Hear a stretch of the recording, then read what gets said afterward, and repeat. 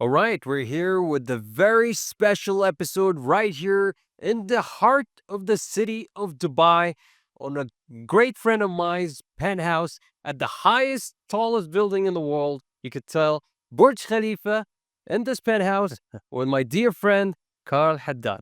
It's a pleasure to be invited to by you this time. Instead of inviting you to the studio, we brought the studio right to your penthouse. So thank you so much.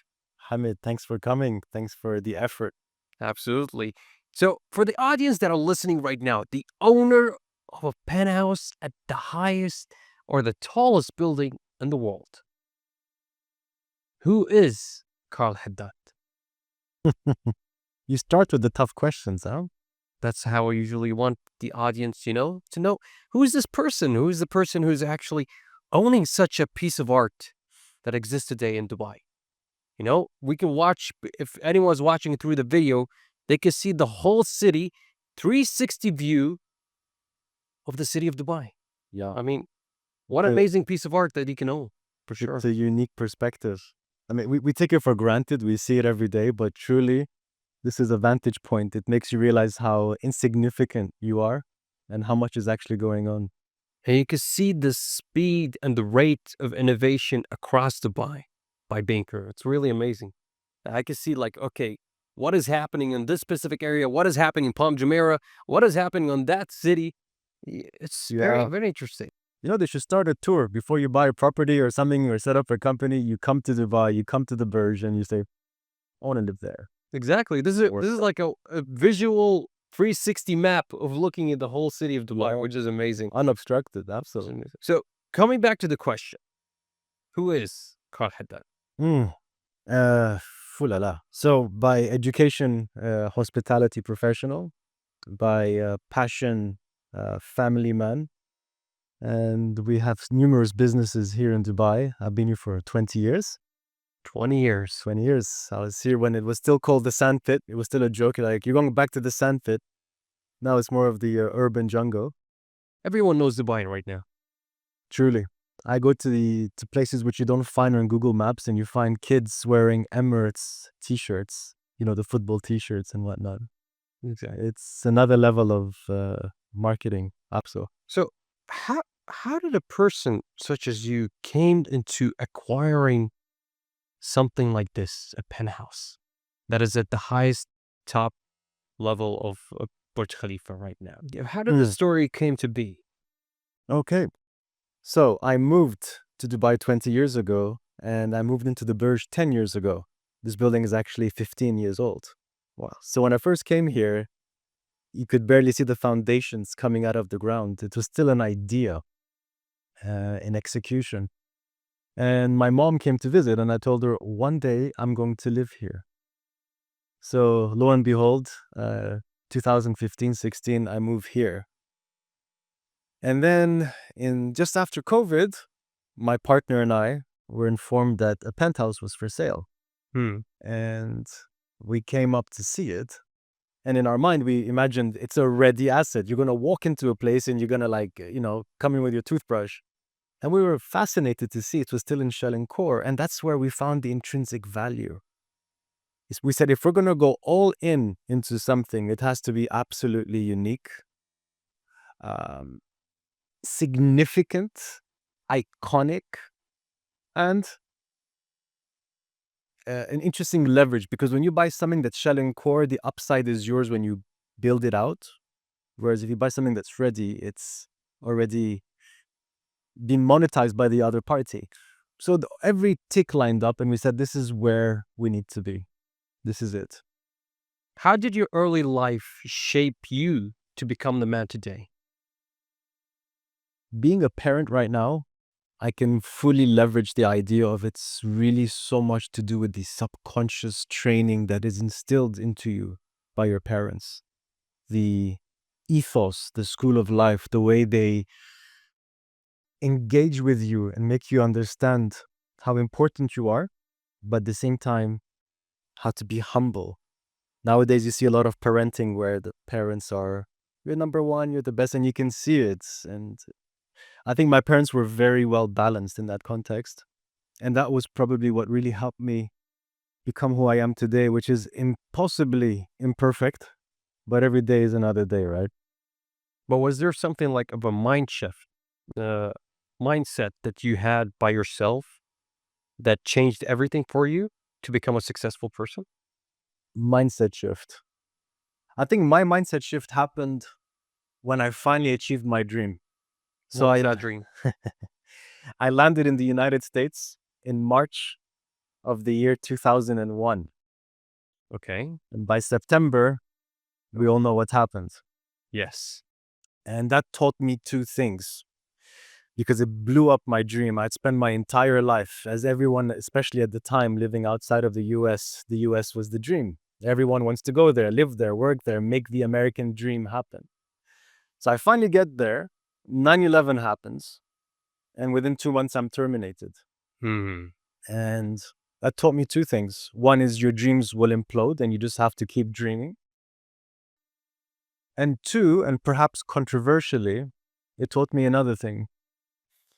The narrative that people will state after such an incident, which goes to show that the truth that you are taught, even from your school books to your daily read, is very much a narrative that is being pushed. As I think anyone who has an education would know very clearly that what happened, as it was said to have happened, did not happen. And that taught me how life really is. And what about in terms of your business thinking? Who influenced that when you were growing up? I think we're shaped by so many forces, from the guy who bullies you at school to your coach and how hard they push you. But most importantly, in my case, I think it was mom. And she started young. At the age of, I think, 7 or 8, she used to spoon feed me all these newspapers, so magazines, the Time, the Economist, Newsweek, even the Harvard Business Review. Oh, wow. So when most kids were supposedly in their cartoon phase, which I still did, mind you, I was learning a language and an understanding of the world, foundations that became a vocabulary that people would learn much later in life. And this gave me an edge. And everyone has an edge, but I think that was the edge that she offered me. How old were you at that time? Around 7 or 8 was when I first And started. you were reading Harvard Business Review. Wow. Or so I think I was. Yeah. That's amazing. What about in terms of success? Now, I see from my perspective that you're a successful person based on what you have here and numerous aspects of your life. But do you think that people overcomplicate success? They underestimate what it really takes to become a successful person? Absolutely. I think we overcomplicate it, well said, and we underestimate what it takes to get there. To give it context, here in Dubai, I think when you're in a city that is so successful, it has projected itself around the world in a way that no one ever did without the use of weapons. Hmm. It didn't do empire building with weapons and bullets and blood. They did it with love, compassion, and understanding the very economic fundamentals that drive people to do something, to be better. When I chose this place, I chose it based on that success factor. I said, I want to be part and I want to align my vision with the vision of the city. What role do I play in this place that with my skill set? Remember, nowadays we're driven by all this influencer BS online, and it's so much of it is untrue. The simple truth of achieving stuff in life is do what you're good at, try to be passionate about it, Hmm. and most importantly, one word, because there's 400,000 ways to make 1,000,000 times more money than I've made. But truly, it all boils down. You'll see one common denominator for anyone who's made money, apart from thieves, that is, and that is commitment. If you commit to something and you focus on it, you will achieve. Hitting the gym. I've seen you 4 months ago and today. Mashallah alaik. That's commitment. You don't break down when something goes wrong. Hmm. You try to outthink the problem. And that really is perhaps a very long answer to your very good question. So to summarize this, do what you love or do what you're good at? do what you're good at, and hopefully you're passionate about it. Doing what you love, I think that's a fallacy. Can you really become wealthy without sacrificing relationship, your peace, or your health? I would be shocked if anyone would say no to that. The sacrifices you make are daily, and the sacrifices can be as inconsequential to the greater scheme of things, such as spending less time with your kids, the people you love, to going all in and sleeping on your friend's couch when just the year before you had it all, which has happened to me twice. You know, in Dubai, when I'm thinking about it, I'm thinking a lot of people that come here that are really successful, and then you have other people that come here and fake that success. Fake it till you make it. What do you think of that? Should someone fake the identity that they have, but they aspire to be, or should they truly be genuine to what they are? Let me dissect that into two. There's fake it till you make it, and there's, as you well said, play the part of who you aspire to be. When you're sitting with someone and communicating in a certain communication path with this person, you're communicating who you want to be, not who you are. When you're doing a deal, you're trying to close the deal based on where they want to be. So even what you're communicating to someone who has 20x what you have is convincing him that this is where he wants to go.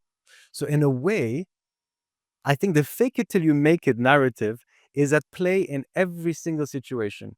I sit with people who have 100x what I have. They bring me in as an advisor. I'm also a government advisor to 7 governments around the world. And what we find is very simple.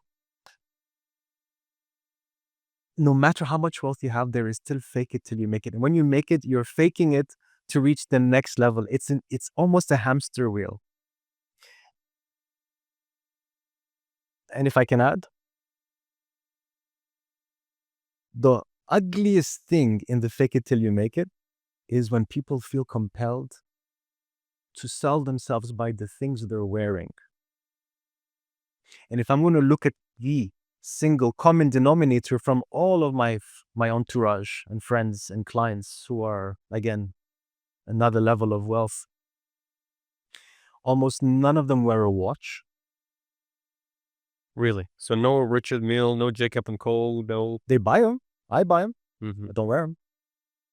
It's an investment. They don't flash. Not even in their cars. And genuinely speaking, I think most of the hustler mentality, which isn't in Dubai, it's extreme in Dubai because Dubai obviously attracts what it promotes, right? It's promoting we're the best, we're the biggest, we got everything. So you attract the best and the worst of mankind. But I think in general, the fake it till you make it, if you're talking personality-wise versus brand-wise, I could go on for hours here. So let's just say, yeah, roundabout answer. You're probably going to have to fake it till you make it in some form.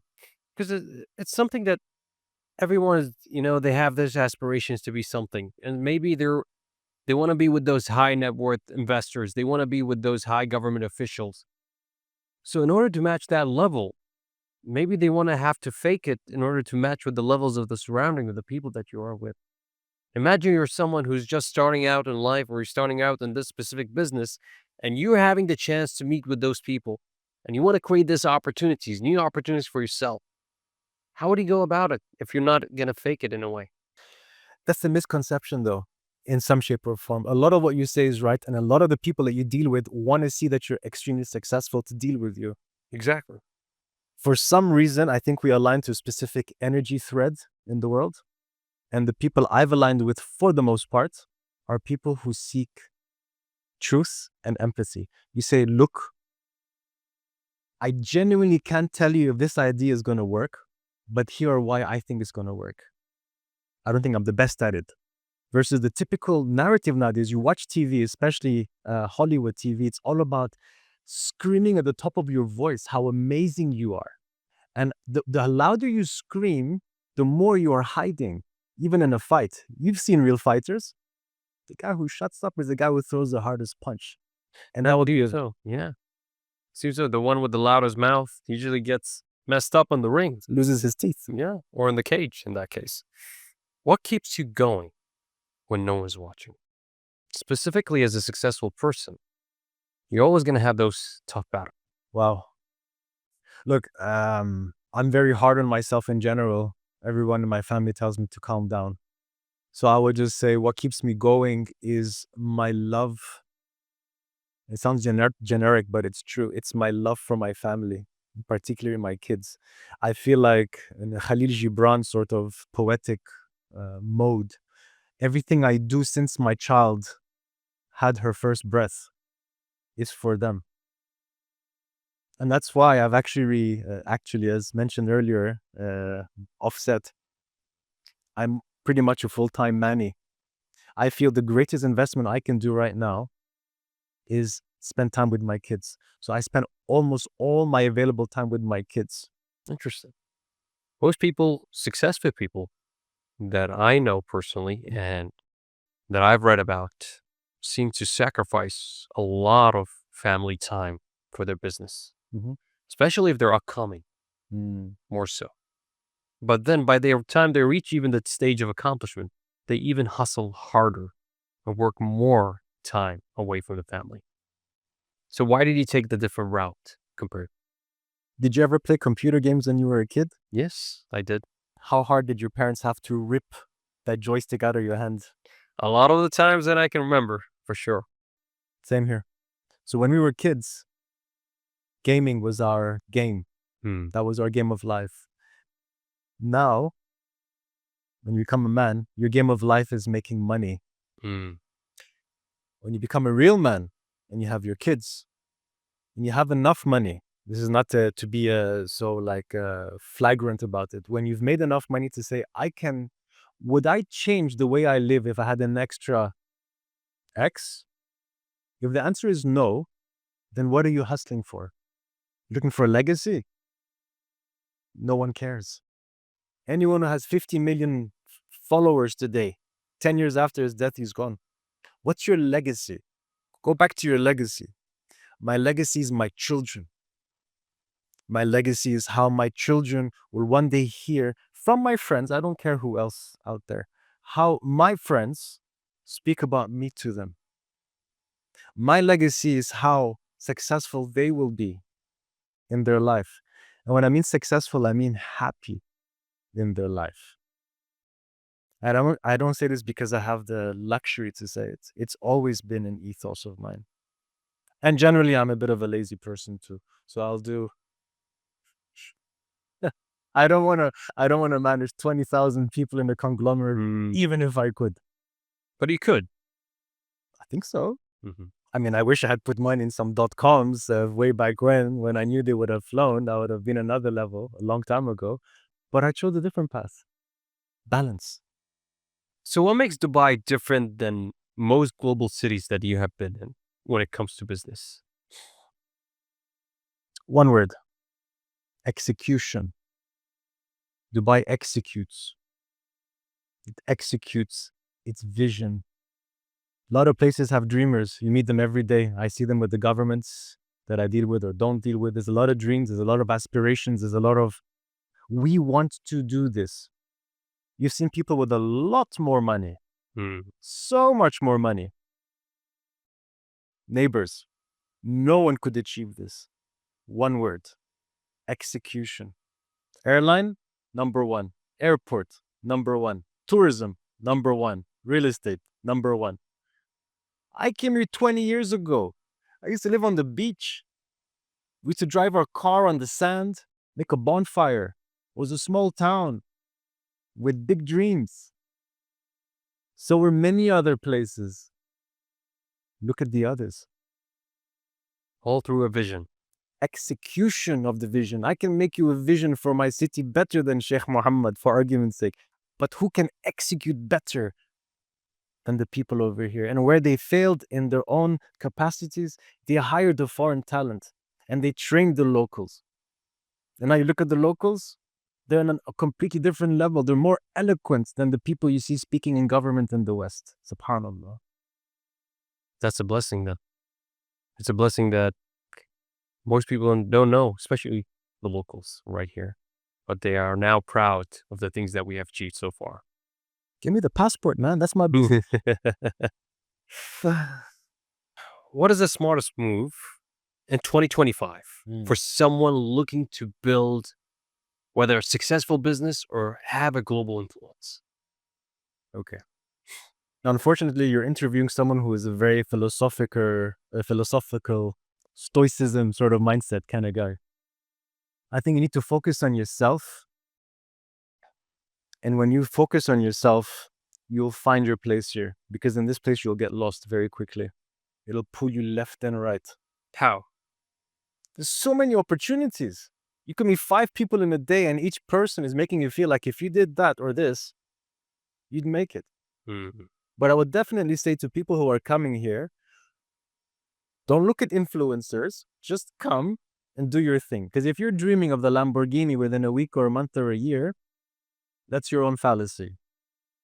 You'll make money, but it doesn't work that way. Everyone starts in a sweatshop kind of thing, We're sharing a room, rents aren't cheap.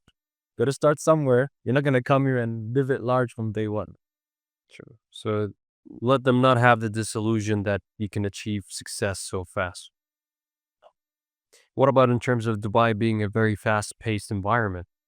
How does someone continue to stay ahead of the market and stay ahead of the competitors, stay ahead of people where they're all so driven and so ambitious? Again, I haven't achieved so much to feel like I'm an authority on this. I would simply say, keep hustling, keep pushing, aim for big. So you should be a hustler here. Every day is a hustle. Let's go back into your business, IRC, that you have. So what does IRC actually do? So it's one of our companies. IRC stands for Immigration, Residency, and Citizenship. And we specialize in enabling individuals who are high to ultra high net worth individuals to acquire a second citizenship and or golden visa, either in Europe, Dubai, or the Caribbean for the second passports. We're also government advisor to 7 governments on ensuring the programs remain enticing for these people to acquire. And we're also helping form one new program, which we hope to launch this year. Interesting. I've recently interviewed with one person who was talking about getting different types of citizenships. I just wondered, in terms of your firm, how does it differ from most of those companies that exist out there that help people get citizenship? Good question. And this is my passion, relationships. I love building bridges and I love building relationships. And this is a very relationship-driven industry. I will know more about you when you're applying for a second passport by investment than anyone else on earth, except perhaps your wife, and definitely more than your banker. I will know everything. So would you say that someone who applies, they will get to know you in person? It's a relationship-driven business. We haven't spent $1 on marketing since inception. Oh, wow. 10 years ago or 9 years ago. It's always been about, I know Hamid likes me, he does it, Hamid brings his friend brings his cousin. It's really just a domino effect. How do you go about finding such network of investors or high-paying clients that are able to invest in a second citizenship?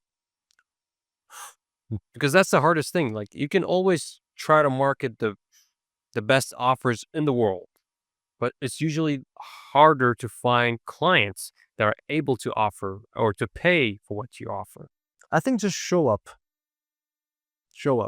every day, know what you have, know your limitations, and show up. Go to places, go to the right events. Any place to recommend right here in Dubai? Yeah. Pretty much anywhere in Dubai. Just dodge the guys with the flashy watches and the branded clothes. Anyone who's screaming too loud is not your client in general. I see. That's not true completely, but so what about places like you heard about the Capital Club, Arts Club, Nira? What do you think of those usually? Do you think that would be great places to meet those high net worth investors in general? I've been a member of those clubs, well, of the Capital Club for a few years way back when. I didn't go for the Arts Club on purpose. I prefer to go there when I'm invited by members. To answer your question, a lot of that is a high-level networking opportunity. it's definitely good to go there. It depends where you're coming from and where you start from. But in general, if you're relationship oriented, you will always find people who are willing to work with you or help you. Asking for help is the single most enticing thing you can ask me. Interesting. Carl, can you help me? Like what? I'm looking to do X. Hmm. Do you know anyone? I need a job in Y.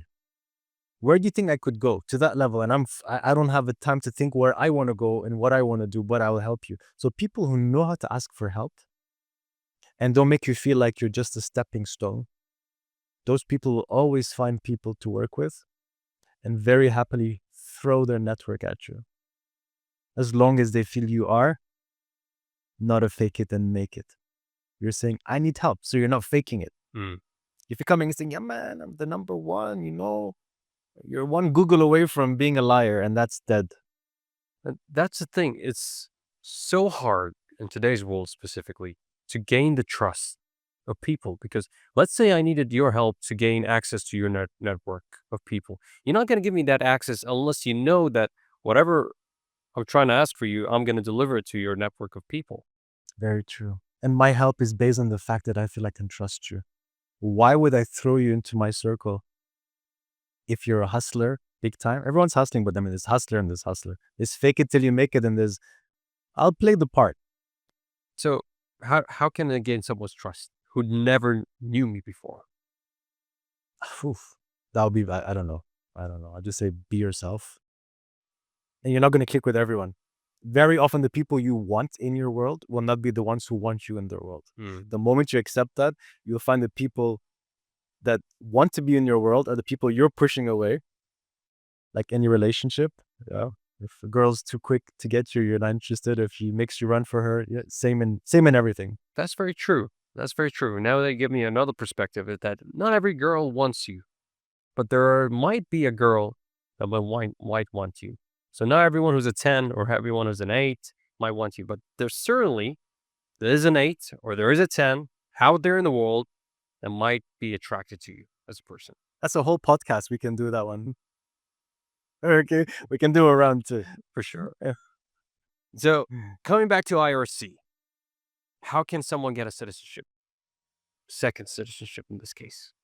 So effectively, as long as you don't have any major issues and you're just doing it because you want a plan B, you want to travel more easily, you're tired of going to embassies and begging them to give you a visa so you can go spend your money in their country. A lot of high net worth individuals go for this second passport as the logical next step. They do so to also protect the family. How do they do it? They contact our company and many others out there, and we conclude in the agreement. It's a very transparent process as it is a government process. We don't open a briefcase and say, like in the movies, which passport do you want? Mr. Jason Bourne, It's a process. And once you pass the directives, typically within 10 to 12 months, you have a second passport for yourself and your family.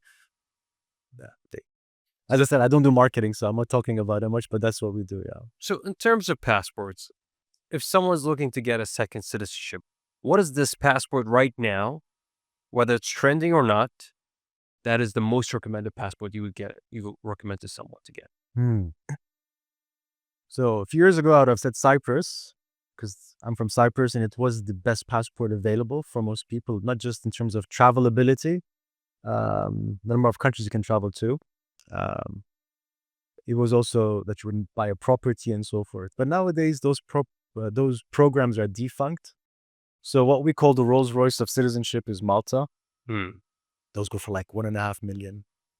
Take 2 years. You have to be super clean, like you haven't missed a parking ticket kind of thing, clean. You can go for the Caribbean countries, which offer very good programs in the $250,000 plus US. Interesting. So let's talk about the Burj Khalifa penthouse that we're sitting right now here. Indeed. What would you do? I'm sure right now you put it on for sale. Definitely. At what price? What this current stage? Currently at 180, and we're going to increase the price from next month. That's after Trump being right here, right? Okay. So glad you brought that up. Actually, listen, Trump's arrival, not his biggest fan, but I'm definitely big time on him because he's a doer. You don't have to like someone, respect someone. I totally respect him in his way. And what he did in this one visit was affirm this part of the world, and he's really reset the geopolitical landscape. If anyone, and this market is on fire in any context, any industry, choose any silo, it's on fire. Everything's going crazy. His arrival stated something to the world. Dubai, the Middle East, the Gulf, but especially Dubai, the Emirates, to be specific, is not just exceptional, it's one of a kind. He said it 100 different ways. He showed it. And the way our politicians handled him, Europe could learn something. Building that partnership relationship where they had so many numerous investments went into United States, not only here. 1.4 trillion is going that way. Exactly. It's a two-way street. Over 10 years, $1.4 trillion, not even dirhams. It's a two-way street. And trust you me, since his arrival, I have had, I can't say, so many more people knocking on our doors. I think it's effectively just reaffirmed our position and said, it's actually a safe place. Don't worry. Everything's going to be okay. So although everyone was coming here before, there was always this malaise, like, 5%, things could go wrong. Gone. I think business sentiment here must be the highest in the world right now. Definitely. I can't even recommend more than enough that if someone really wants to settle in Dubai, this is their chance before it gets even much more higher in expenses when it comes to the properties. They definitely should invest in something to settle here. Don't miss the train. It's already moving really fast. It's moving so fast. I can't comprehend between after COVID, the few years down the line, you see the prices of the property just climbing up, climbing up, climbing up. I'm not only talking about maybe just the apartments, but even the low supply of communities. You're talking about villas, townhouses. These are also great opportunities for people to invest because a lot of people who are bachelors eventually are going to become family. And then when it comes to having a family, you need wider spaces. It's not only one bedroom apartment, two bedroom apartment. True. When I first moved in, it was a 2-bedroom. And now it's 4. Yeah. So would I move anywhere else? Out of this building? No. Out of this city? No. Go where? For sure. Where do you want to go? Me? I love Meydan, honestly. For me, I always felt like Meydan has been not as center as Dubai downtown, but it's still in a way, it's far enough for me to feel that peace and quiet, but still close enough to the city where I could just immediately go. Central suburbia. Yeah. It just feels that close enough. I can see it from far away, and I just feel calmness. Yeah. Now, going into a lesson that maybe the audience can hear from you.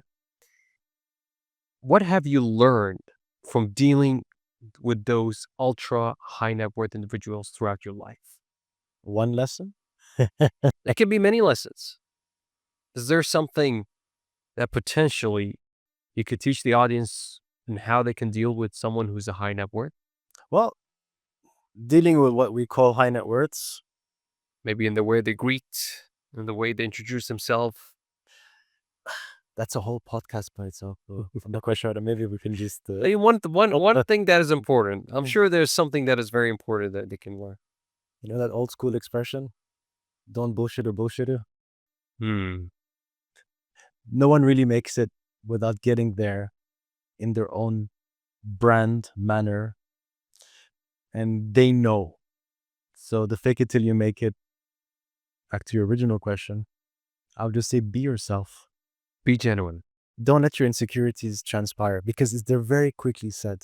If you sit there and talk too much about how awesome you are, you're not. You will see, okay, let me answer your question in a better way. They have one thing in common. They rarely talk about how amazing they are. They will literally drop 1 or 2 things and you understand from there everything. Sound advice. To be genuine, don't try to showcase that you're an overachiever in a way that like, I'm going to highlight all my achievements like a resume, trying to lay it out. But more so, let your actions and let yourself be yourself when you're talking with them. Right on. I'm sure that with there's so many fake people always getting attracted to those high net worth individuals, they're always trying to get something out of them. Maybe you can be the person who's just genuinely interested to know more about them, more so than taking anything from them. I think that's what we lack these days. Agreed. It's I a think very that's how transactional. we connected. It was Yeah. just pure. Some things are just genuine. You can't force a friendship. You can't force a relationship. And like you said, if it clicks, it clicks. If it doesn't, you will know. Absolutely. So, I mean, city of Dubai, if you think about it, it could be a place of success with lots of different opportunities, or it could be a place with lots of different distractions. Hmm. How do you stay focused on such a world in the city that is filled with temptations, distractions, and Okay. I hear you. You probably won't. No matter what I say, you won't. Dubai is a place that just completely it fuses the best of the entire universe in one place. And if we could find a way to make summer a bit more bearable, I think there would be you'd be in utopia. All right. So until that day, I would say um, focus and commit to your idea. Because every day you will be distracted by 5 different ways to skin a fish. Mm. Skin the fish the way you know and keep at it every year on year. And if you still don't have the Lamborghini in the 10th year, that's okay. Because trust you me, anyone who wants to know you when you have a nice car is not somebody you want in your life. Mm. We want the people who knew you when you were climbing the ladder. So you think I should, even if I have a nice car like a Lamborghini, I should drive a Toyota Camry until I Well, that's a find bit the right person? understated now. There are two sides to it, yeah. I would just say, if you like Lambos, drive Lambos. If it's what makes you tick, get tick. Could be one of your 17 cars. You're not even showing off. This is like your basic. Well, I'm not gonna drive something else. You know, I'm not gonna sit here and judge people. I'm just saying to people who want to come here, those things will bring with them their own entourage of people that you really don't want in your life. Mm. The users, the manipulators, the leeches. That's the hard thing of being a rich person, right? Which is why I love this building. Living here, They're all secure, successful safe, people as well. withdraw. Like the secret of my success is I know how to be quiet with myself. I'm still. I wake up at 4 in the morning or 4:30. By the time it's 7 o'clock or 7:30 and most people are waking up, I've done everything I need to do. I'm 3 hours ahead of my day. 4:30 you wake up? Yeah. So 3 hours. What time you sleep? It depends. But no matter what time I sleep, go crazy 5 a.m. I'm awake. Wow. You know? And you can do it in a place where you're quiet. You know, there isn't the hustle and the bustle of it. I feel like you're still in the epicenter of the world. I mean, not in the world, but in the city of Dubai for sure. So it's like everything is pretty much available in Burj Khalifa, right? For you, in terms of groceries, everything pretty much needed is here. Look, the one horrible thing about Dubai, which is not, it's common knowledge, is traffic. It's a horrible affliction to most major cities. And Dubai is obviously, it's 3.5 million people by day, as Russell Peters once said, and and it's 3.5 million by night probably, and 5 million by day with everyone coming in. So traffic is terrible. So, But they're finding ways to actually combat that. they're fixing it. Don't get me wrong. It's just a matter of time. But until then, I love staying here for one reason. No traffic. Everything is here. Yeah. We walk into Dubai Mall with the kids. You got your clinics downstairs, your supermarkets, 40, 50 restaurants, 250 And the restaurants. best amenities right here also. Yeah. Very nice views. The amenities Views. they have. Yeah. For sure. Yeah.